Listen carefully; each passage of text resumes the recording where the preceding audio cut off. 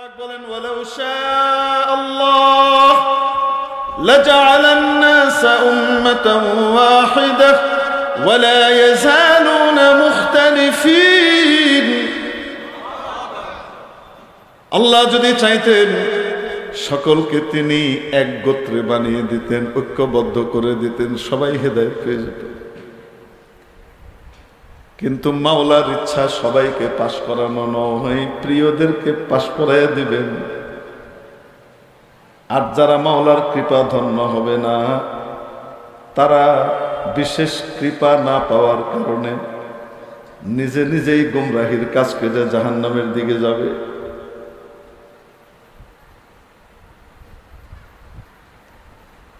তো চাইলেই তো পারতেন। প্রশ্ন কয়টা? আসতে বলেন।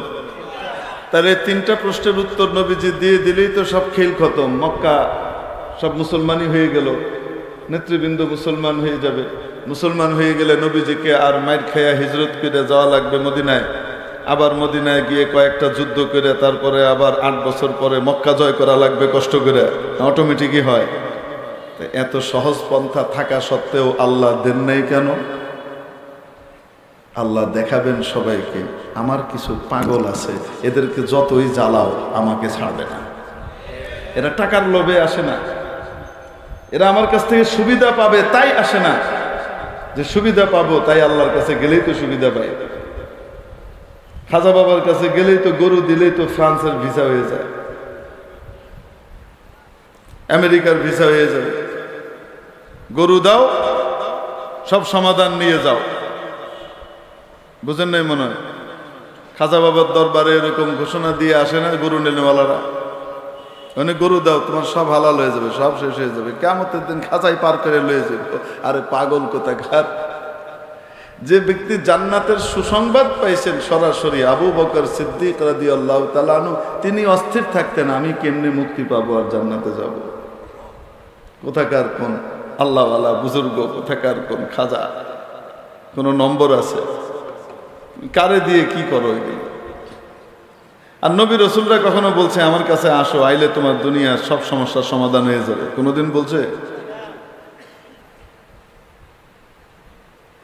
قُلْ لَا أَقُولُ لَكُمْ عِنْدِي خَزَائِنُ اللَّهِ। ও নবী, আপনি বলে দেন আমি তো তোমাদেরকে কখনো বলি না আল্লাহর খাজানা গুলা আমার কাছে আছে, যে আমার কাছে আয়া আমার কথা মানবে দুনিয়ায় সবকিছু সে পেয়ে যাবে। আমি তো কই না এই কথা।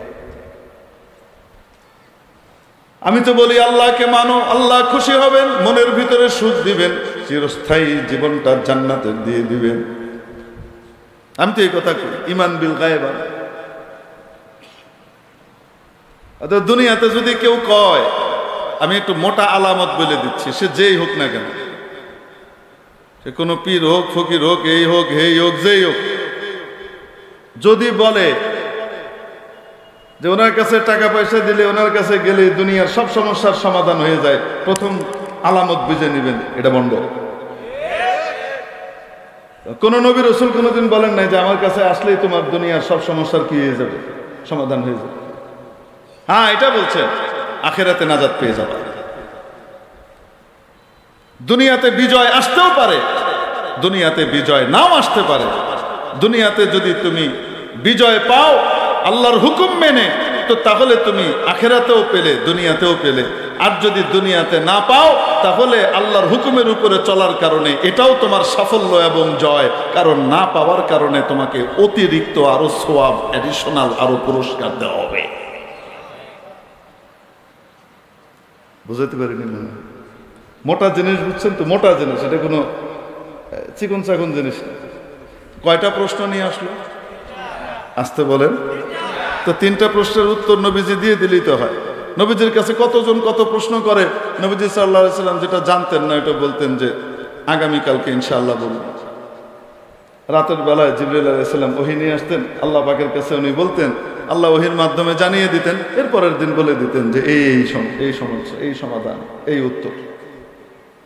এখন সকলে মিলে পাঠাইছে, মাত্র কয়টা প্রশ্ন, বাস নবীজি বলে দিলেই হয়ে যায়। নবীজির জীবনে কখনো এমন হয় নাই যে ভবিষ্যতের কোনো কাজের কথা বলছেন, হবে বা হবে না, করব বা করব না, আর সেক্ষেত্রে আল্লাহকে আনেন নাই।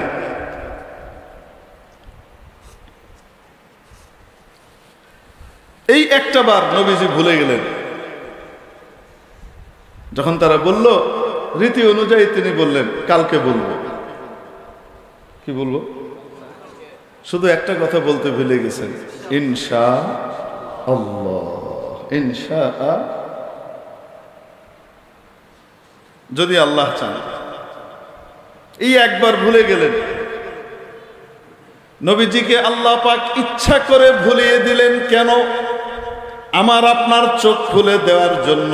বস্তুর পিছনে দৌড়েও না, বাস্তব আল্লাহকে সব কিছুতেই রাখো। যা কিছু করো, যা কিছু হয়েছে, হচ্ছে, হবে, সব কিছুর মধ্যে যেন মাওলার জিকির আর আলোচনা থাকে। 15 দিন ওহী বন্ধ। কতদিন? আসতে বলেন। 15 দিন ওহী বন্ধ। এরপরের দিন তারা আসছে, উত্তর দাও মুহাম্মদ।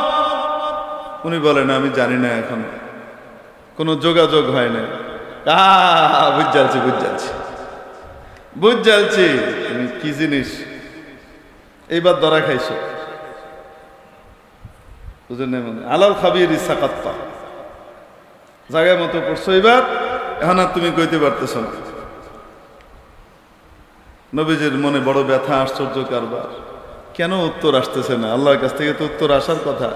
1 দিন, 2 দিন, 3 দিন, এই 2টা সপ্তাহ পর্যন্ত এরা সারা মক্কায় নবীজিকে নিয়ে অপপ্রচার চালায় যেতেছে। কাকে নিয়ে অপপ্রচার চালায়? নবীজিকে নিয়ে অপপ্রচার চালায়। নবীজি মিথ্যাবাদী, এই সেই, ওটা সেটা, কত কিছু বলে যেতেছে। ধোঁকাবাজ। উপরে ভালো মানুষের মুখোশ, ভিতরে আসলে এটা সেটা অনেক কিছু বলতেছে। নবীজি কোনো উত্তর দেন না। আর কেন এই সমস্যা হয়েছে সেটাও বুঝতে পারতেছেন না, যে ওহিটা বন্ধ কেন। বলেন তো দেখি, নবীজির উপরে কেমন গেছে এই 2টা সপ্তাহ? যারা নবীজিকে মানতেন, নবীজিকে মহব্বত করতেন, তাদের উপর দিয়ে কেমন গেছে? কথা কি শুধু নবীজি শুনে না, তারাও শুনতেছে। আয় হায়,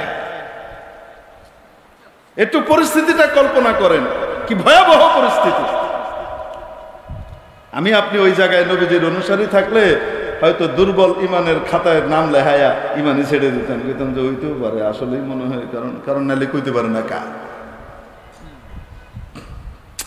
কোনো উত্তর দেয় না কেন?